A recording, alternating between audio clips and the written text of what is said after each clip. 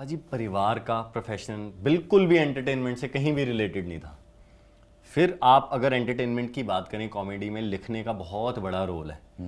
तो आपने लिखना कैसे सीखा, या आप बुक्स पढ़ते थे, या आप किस तरीके से आपकी जो लेखकी है वो इम्प्रूव हुई, या आपने इतना इतना सारा इतना अमेजिंग, क्योंकि आपने अभी तक जितना कंटेंट रिलीज किया है 100% सक्सेस रेशियो आपके कंटेंट की। सो ये लेखकी कहाँ से सीखी? पता नहीं भाई, मुझे ना लिरिक्स बहुत ज़्यादा पसंद था हमेशा से। मैं मतलब गाने भी सुनता था तो मेरा ज़्यादा फोकस लिरिक्स पे होता था कि जितना ज़्यादा डीप वो, जितना ज़्यादा अच्छा वो लिरिक्स उसके गाने के होंगे तो मेरा ज़्यादा फोकस उसी पे होता था हमेशा से। फिर पढ़ा भी काफ़ी है मैंने।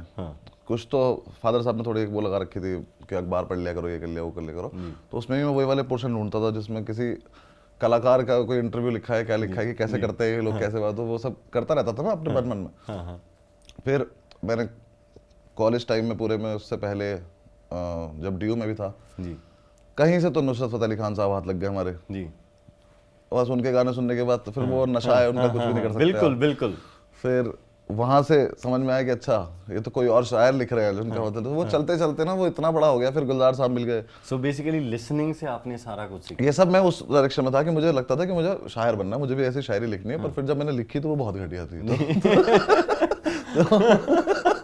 तो फिर मैं पलट के बाय चांस मैं कॉमेडी लिखने लग गया। कॉमेडी भी क्या है, at the end of the day तो वो एक ट्रेजेडी को ही आप फनी बना रहे हो। बिल्कुल, हाँ जी। तो फिर वो करते कराते हैं, जब मैंने वो लिखा तो वो मुझे मेरा ज्यादा अच्छा क्लिक हो गया जी। प्लस फिर एक टैलेंट जो मुझे बाद में समझ में आया कि अच्छा अंदर है, वो था स्टेज पर राइटिंग करने का। ओके। कि अब थॉट लेके जा रहे हो जी, और आपको पता है कि इस थॉट के साथ आप कुछ नहीं कर सकते हो। अब ये ऑडियंस के सामने ही टेस्ट होगा सीधा। तो अगर वो क्लिक हो गया ऑडियंस में तो फिर आप उसको वहीं पे बनाते चले जाते हो उसको। तो ऐसे मेरे, और यकीन नहीं माना है कोई, जब राइटिंग की बात आती है, मेरी राइटिंग अच्छी है, सब कुछ ठीक है, मैंने पूरा जोक लिखा हुआ है, लेकिन मेरी जो जितनी लाइंस वायरल हुई हैं जी, जो मीम बने जितने, वो उस दिन मुंह से निकले थे स्टेज पे। क्या बात है। कोई सेंस है इस बात की मुंह से निकला था उसी दिन, उससे पहले कभी नहीं बोला था। आई एम स्ट्रॉन्ग उस दिन बोला था, उससे पहले कभी नहीं बोला था।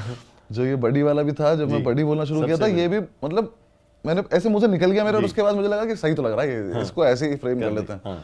पता नहीं मुझे वो स्टेज पे आगे आता है, मुझे भी इतना कंफर्टेबल हो जाता हूँ एक बार स्टेज पे चढ़ने के बाद। पहले 2 लाफ तो मैं लेके जाता हूँ, मुझे पता है कि पहले 2 जोक तो मैं मारूंगा जो मैं लिख के लाया हूँ अभी। और वो जैसे ही एक बार मुझे अपलॉज मिल गया, उसके बाद मैं इतना कंफर्टेबल हो जाता हूँ कि अब मैं खुल जाता हूँ, तो वहीं पर बनाते रहता। कमाल कमाल, ये भी एक बड़ी डिफरेंट चीज और बड़ी मुश्किल चीज है मुझे लगता है कि स्टेज पे जाके आपको कंटेंट क्रिएट करना। वो फिर रिस्ट्रिक्शन नहीं रहती ना कि आप जो लिख के लाए हो वही बोलोगे, तो फिर वो फिर रिपीटेटिव भी बहुत हो जाता है, फिर मन भी नहीं करता करने का। मैं अभी भी अपने जोक्स इधर उधर करता रहता हूँ रोज की, थोड़ा सा ऐसे करके देख लेते हैं आगे।